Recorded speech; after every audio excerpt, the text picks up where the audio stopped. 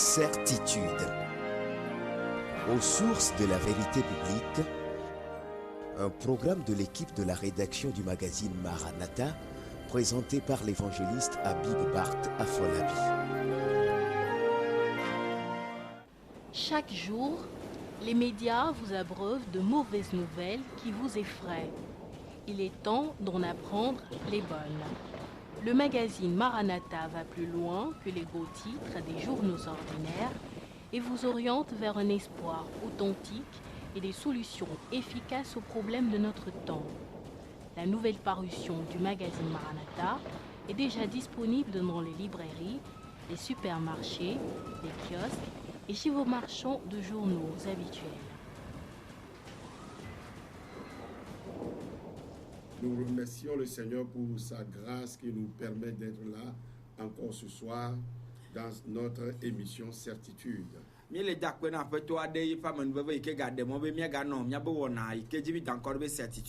Chers amis téléspectateurs, téléspectatrices, mes bien-aimés dans le Seigneur, nous vous saluons dans le merveilleux nom de notre Seigneur Jésus, le maître de la moisson qui revient bientôt.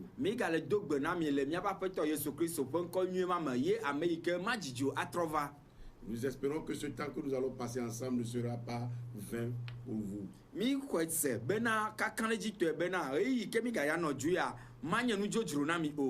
allons donc continuer notre enseignement sur le salut, la nouvelle naissance et la vie éternelle. Et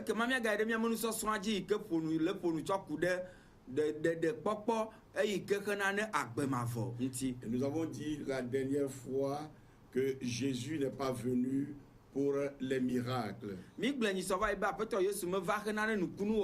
les miracles sont inhérents à sa nature. Et que tous ceux qui croient en lui, les miracles sont aussi inhérents à leur nature. Mais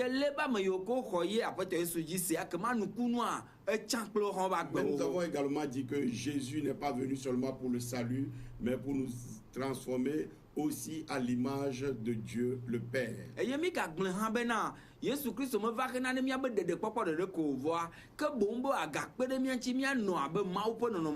Comme aujourd'hui, au temps de Jésus, beaucoup suivaient Jésus pour les miracles. Ils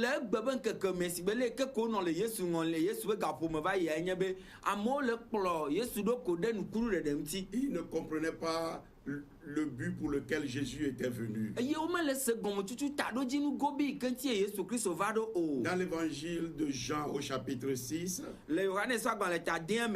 et Jésus a fait un miracle extraordinaire en nourrissant plus de 20 000 personnes avec 5 pains et 2 poissons. À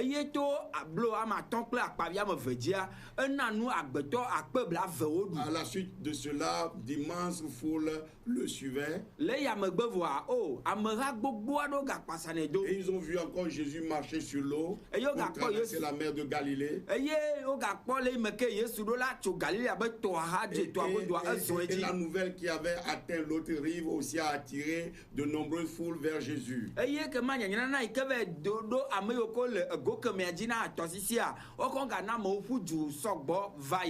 beaucoup suivaient Jésus, bon pour les miracles, d'abord par curiosité, certains pour les miracles, certains pour pouvoir continuer à manger le pain et le poisson sans travailler.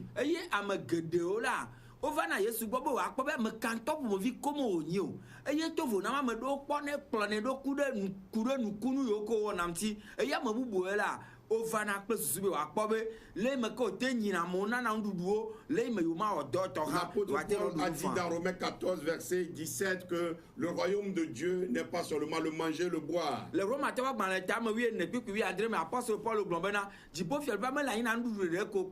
Alors Jésus va faire une cinglante reproche à tous ses sympathisants qui le suivaient. Il dit, en vérité, je vous le dis, vous me cherchez, non pas parce que vous avez vu des miracles, mais parce que vous avez mangé des pains et vous êtes rassasiés.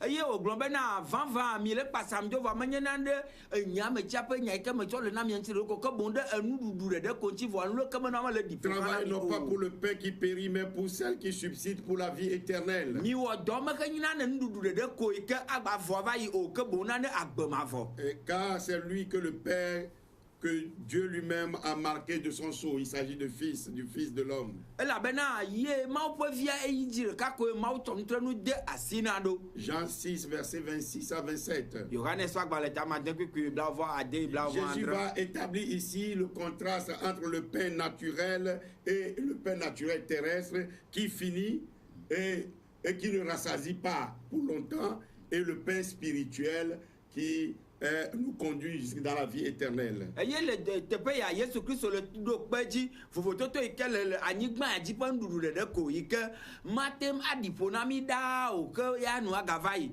tsɔ kpe ɖe gbɔgbɔ ƒe nuɖuɖu yi ke aɖi ƒo na mi ɖaa xena na Au verset 37, il dit, je suis le pain de vie. le kpikpi bla tɔnvɔ andre me agblɔ bena nye nye agbebolo. Et celui qui vient à moi n'aura jamais soif, et celui qui croit en moi n'aura jamais faim. Eye ame yi ke va gbɔ la atsikɔ magatsi akpɔ ke boŋ ame yi ke nenema ke ame yi ke va gbɔ nye xɔdzinye se la dɔmawi akpɔ Mes o. frères et sœurs, dans la foi, nous voyons ici que Jésus parle de la parole de Dieu. Nɔvi lɔlɔtɔ le xɔse miakpɔ le fia be Yesu ɖo ƒo nu tso Mawu ƒe nya Parce ŋuti. que Jésus est lui-même la parole vivante, la parole faite chair. Elabena Yesu Kristo ye ŋutɔ enye nya la nya yi ke trɔ ɖokui wò ŋuti la. La parole de Dieu est plus importante que toute nourriture physique qui ne fait que soulager une faim temporelle, tandis que les bienfaits de la parole de Dieu nous conduisent jusque dans la vie éternelle.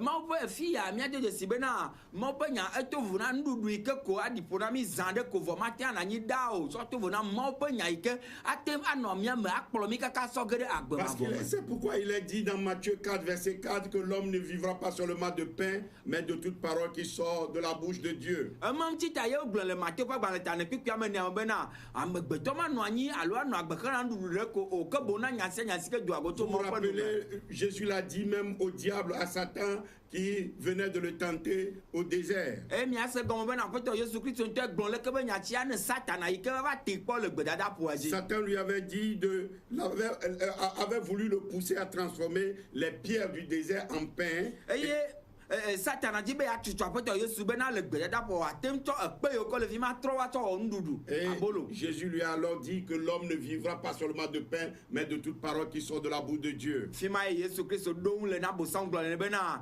amegbetɔ manɔ agbe xena ne nuɖuɖu ɖe ko ke boŋ na nya sia nya si ke do ago tso Yehowa ƒe nu me. Alors quand Jésus a dit « Je suis le pain de vie », cela va choquer ces suiveurs de Jésus. Eye le me Yesu gblɔ bena ye nye agbe ƒe aboloa enye nane yi ke eɖe fu na ame yiwo kpase do le nuɖuɖu Parce ɖe que ko. Jésus se compare à ce pain spirituel. Fia be Yesu tsɔ ɖokui le sɔ kpakple gbɔgbɔm ƒe abolo. Mais plus encore, il invite ses suiveurs à manger ce pain-là. Eye gatsɔ ye dzi tɔ hã ele gblɔ na ame yiwo kpase do ameha yiwo lɔ ɖo be ɖe mi ɖu leke be gbɔgbɔm ƒe aboloa. Et à boire son sang. Eye ne woanu ye ƒe ʋu. La loi juive n'interdisait-elle pas de boire du sang et de manger de la chair contenant le sang? Eye le Yudatɔ be sedede mea ɖe sia me tsitre ɖe edzi be amegbetɔ alo woanu amegbetɔ ƒe ʋu alo aɖu amegbetɔ Mais ƒe voilà que ŋutilã Jésus oa. leur dit, en vérité, je vous le dis, si vous ne mangez pas la chair du Fils de l'homme, et si vous ne buvez pas son sang, vous n'avez point la vie en vous-même. Vɔa le fi ya akpasagatɔa Yesu Kristo ya le ye dzi le gblɔ na wo gblɔ bena vavã nenye be mi menu amegbetɔvi la ƒe eʋu eye mi ɖu ye be ŋutilãwo la agbe manɔ mia me Celui qui o. mange ma chair et qui boit mon sang a la vie éternelle. Ame yi ke ɖu nye ŋutilã ye wonu nye eʋu la aɖo akpɔ agbe Et je mavɔ. le ressusciterai au dernier jour. Eye mafɔe le ŋkeke mamletɔ Car ma dzi. chair est vraiment une nourriture et mon sang est vraiment un breuvage. Elabe nye ŋutilã nye nuɖuɖu eye nye eʋu enye enunono. Jean 6, verset 53 à 55. Yohanes ƒe agbalẽ ta de kpikpi bla atɔ̃ tsɔ ɖe bla atɔ̃. Mes frères et sœurs, Nɔvi nye de ŋutsu kple même que nyɔnu. le manger, le boire sont indispensables à la vie physique, Le yi me ke nuɖuɖu kple nuno alo tsi kpakple nuɖuɖuawo le vevi ɖe na amegbetɔ ŋutilã me de même ba la foi à la mort sacrificielle de Jésus sur la croix est indispensable pour recevoir la vie éternelle. éternelle.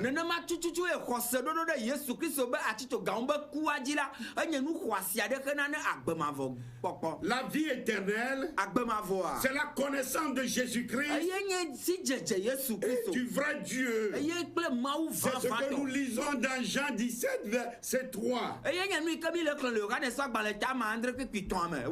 Amis téléspectateurs, téléspectatrices, voilà pourquoi exactement Jésus est venu dans le monde. Pour nous donner la vie éternelle. Cette vie que nous avons perdue depuis le jardin d'Éden. Et alors les sympathisants de Jésus, ces nombreux foules qui suivaient Jésus, n'avaient pas compris ce que Jésus voulait exactement dire.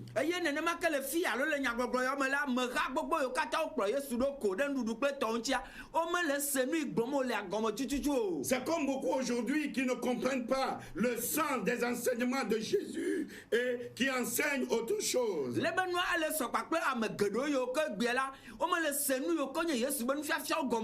Alors ces sympathisants de Jésus étaient scandalisés et élevaient de vives protestations.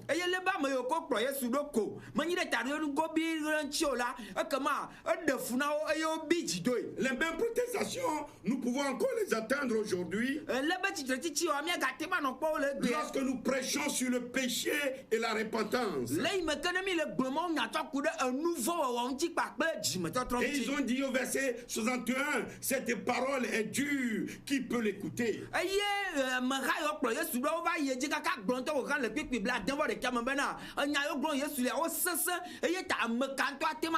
Mes frères et sœurs, la nivaquine est toujours amère, mais elle apporte la guérison.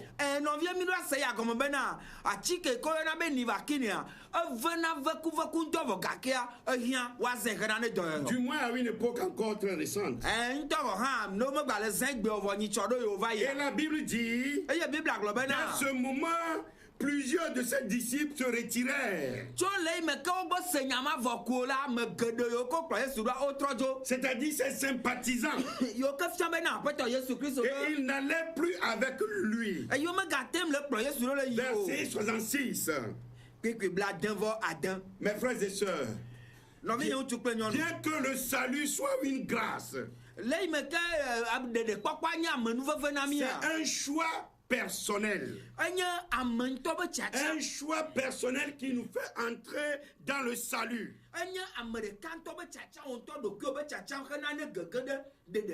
Il n'y avait que les 12 et quelques personnes, je suppose, qui étaient restées alors avec Jésus.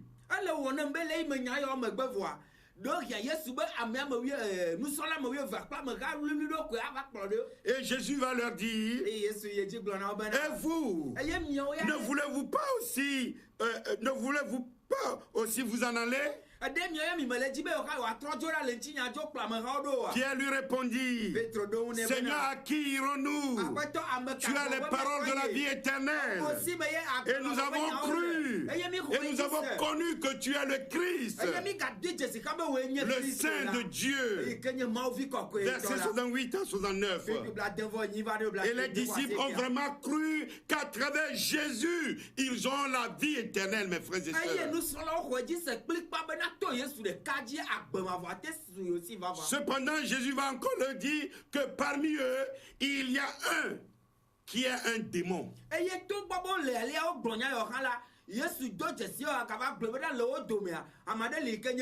Jésus parlait ainsi de Judas parce qu'il savait que Jésus ne va pas se convertir car il se laissait utiliser par le diable. Des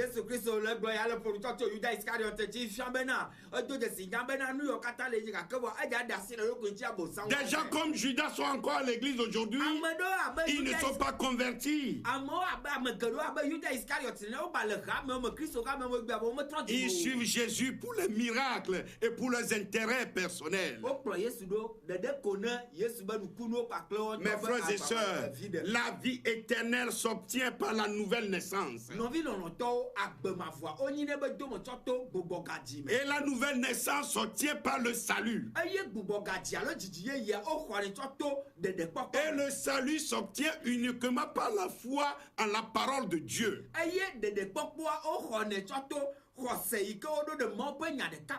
Je répète, je dis, le salut s'obtient uniquement par la foi en la parole de Dieu.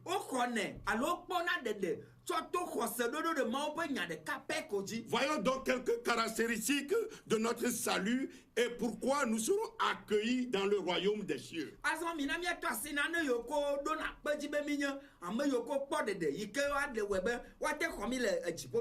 D'abord, il faut avoir la foi en la parole de Dieu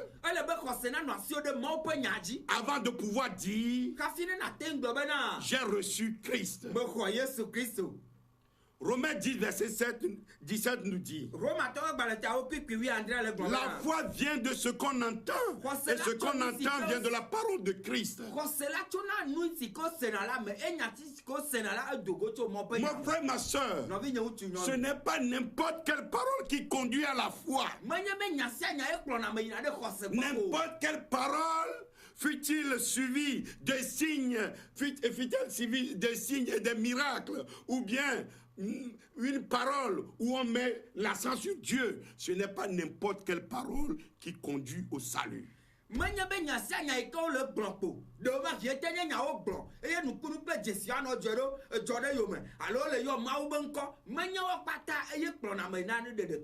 Sachez qu'il y a aussi des produits mensongers. Lorsque la foule qui suivait Jésus s'est retirée, les apôtres n'ont pas abandonné Jésus parce qu'ils ont cru en la parole.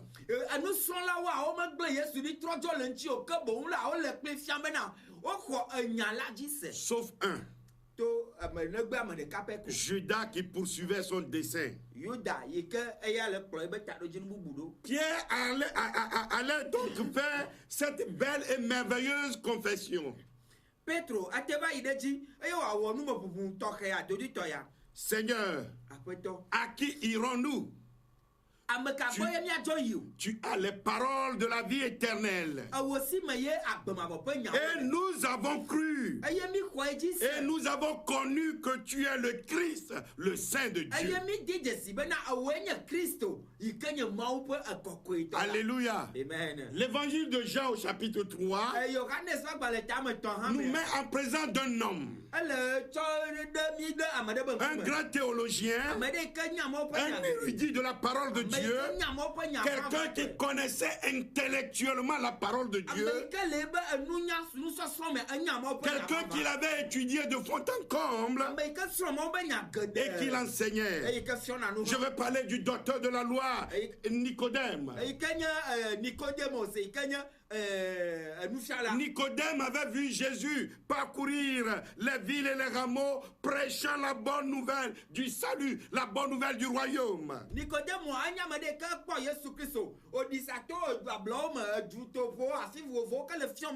Il entendait Jésus prêcher un message nouveau. C'était un message révolutionnaire. Et ce message, le message de Jésus était confirmé par des signes et des miracles.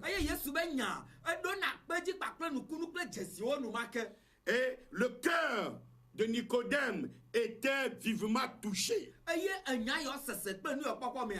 Lui qui pensait avoir la vie éternelle comprit alors qu'il ne l'avait pas, qu'il était perdu et loin du royaume de Dieu. Mes frères et sœurs, Jésus est venu pour les malades et non pour les bien portants. Jésus n'est pas venu pour ceux qui croient qu'ils sont avec Dieu. Il est venu pour ceux qui croient qu'ils sont perdus et ont besoin du salut.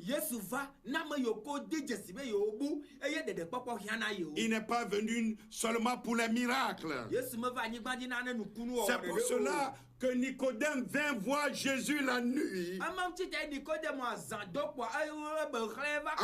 En se cachant à ceux qui l'ont toujours considéré comme quelqu'un de sauvé, comme quelqu'un qui a le salut.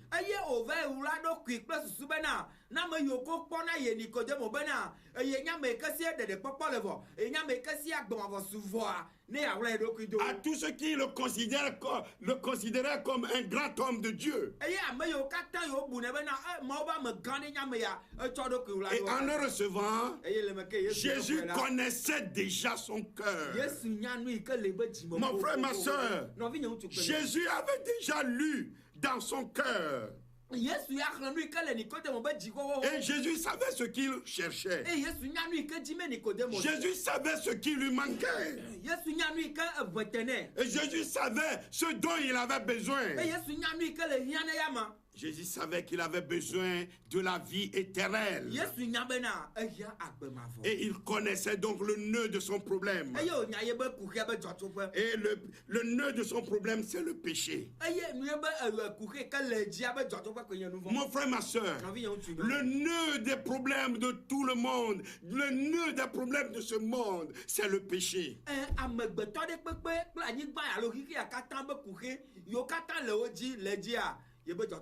Et Jésus ne va pas passer par 4 chemins pour le lui dire. En vérité, je te le dis. Si un homme ne naît de nouveau, il ne peut voir le royaume de Dieu. Verset 3. Alors comment naître de nouveau? C'est ce que Nicodème voulait alors savoir. Alors Jésus lui réplique. Au verset 5. En vérité, je te le dis. Si un homme ne naît d'eau et d'esprit, il ne peut voir le royaume de Dieu. Beaucoup ne comprennent pas cette déclaration de notre Seigneur Jésus. Et même aujourd'hui, et ils disent tout simplement aux gens, il faut seulement recevoir Jésus et tu es né de nouveau.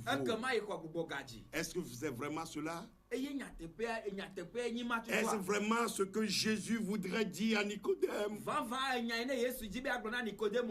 Les gens sont venus pour recevoir Jésus à cause des miracles de guérison, à cause du pain que Jésus pouvait leur faire.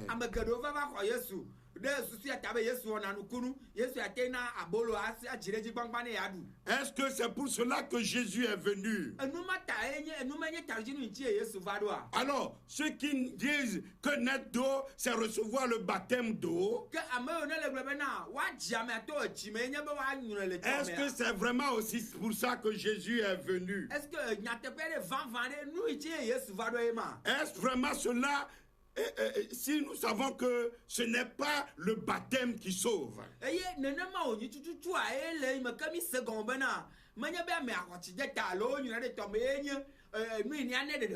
Mon frère, ma soeur, écoute-moi bien.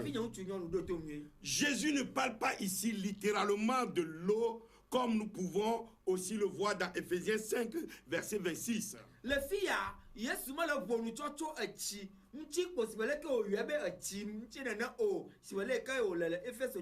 Ou bien dans Tite 3, verset 5. Jésus parlait justement de cette eau à la femme samaritaine. Dans Luc 4, verset 10 à 14. Mon frère, ma soeur, Jésus parle ici de naître de la parole de Dieu.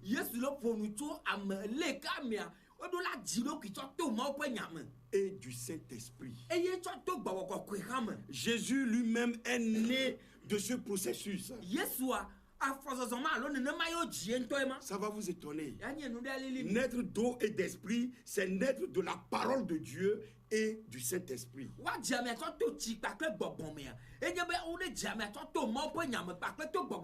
D'abord, Colossiens 1, verset 15 nous dit que Jésus est le premier-né.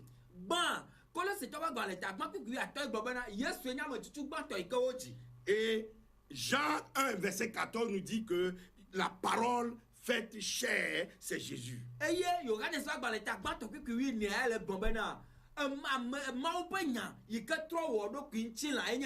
Voyons cela concrètement. Luc 1, verset 26 à 28 à 38.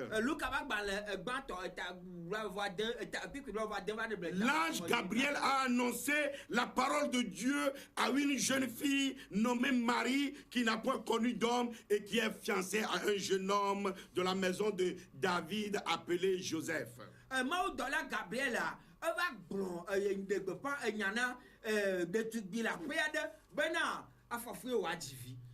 L'ange lui dit qu'un enfant naîtra de lui par la puissance du Saint-Esprit. Écoutez ici ce que la parole de Dieu dit. Marie a accepté et cru en la parole de Dieu. La parole de Dieu, l'eau. Et le Saint-Esprit a habillé la parole de Dieu et la parole de Dieu est devenue chair.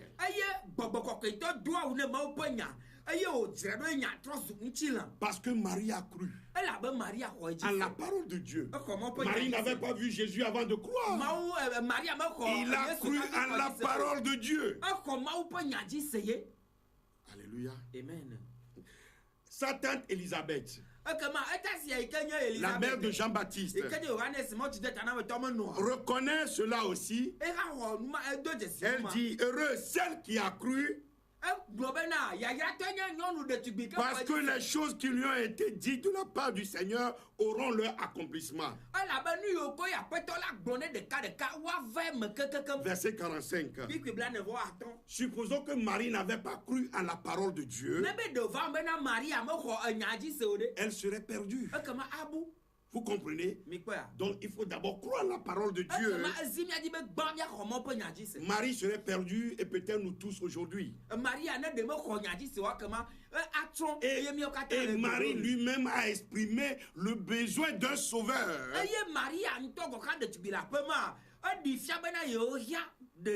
Et elle attendait ce sauveur. La promesse qui a été faite à leur père. Elle le laisse entendre clairement ici. Mon âme exalte le Seigneur et mon esprit se réjouit en Dieu mon sauveur. Parce qu'il a jeté les yeux sur la bassesse de sa servante. Versets 46 à 48. Marie ne se considérait pas pure comme pure de tout péché. Comme certains ont voulu le faire croire aujourd'hui en appelant Marie l'Immaculée. Marie a démontré ici sa seule espérance de salut, que cette seule espérance est dans la grâce divine qu'elle a reçue par la foi.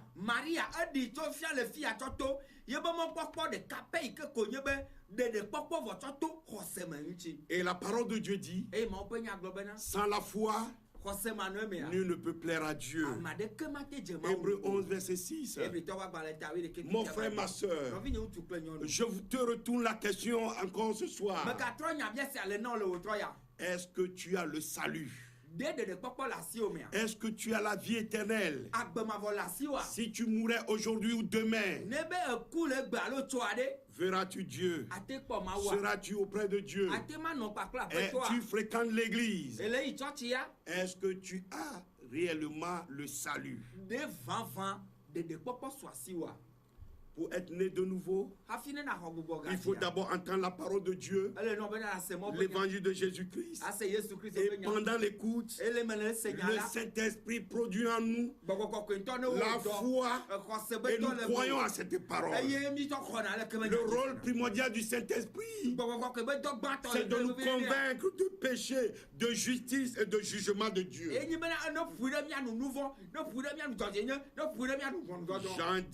Jean 16, verset 8. Et c'est ce qui conduit à la repentance parce que la foi produit toujours l'obéissance.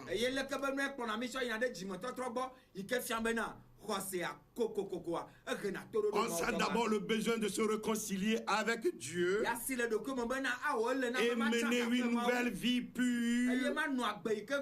Et si l'on croit que Dieu va accomplir ce qu'il a promis en Jésus-Christ, il accomplit. Et c'est là où nous subissons la transformation à travers le Saint-Esprit. Je vais m'arrêter ici et je voudrais que tu réfléchisses encore ce soir. Tu réfléchisses encore ce soir bien sur ton salut et ton existence sur cette terre. Est-ce que si demain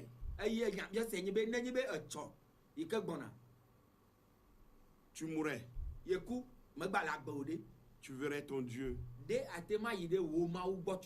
Seigneur mon Dieu, mon roi, je te remercie pour cette parole que tu m'as confiée et que tu m'as permis de donner. Maintenant, Seigneur, que j'ai accompli ma mission, je demande que tu touches tous ceux qui ont suivi cette émission ce soir et que tu produises en eux le vouloir et le pouvoir.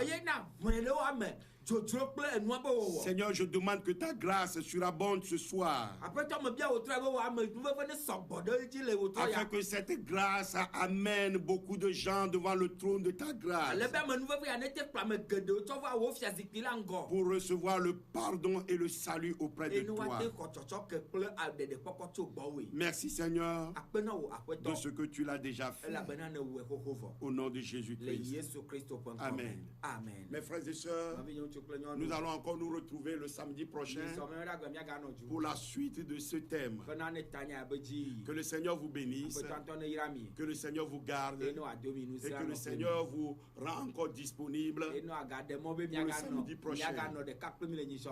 Priez pour nous et soutenez aussi cette émission. Ici, vous aurez la bénédiction de Dieu. La parole de Dieu produit le miracle en vous. Vous êtes bénis.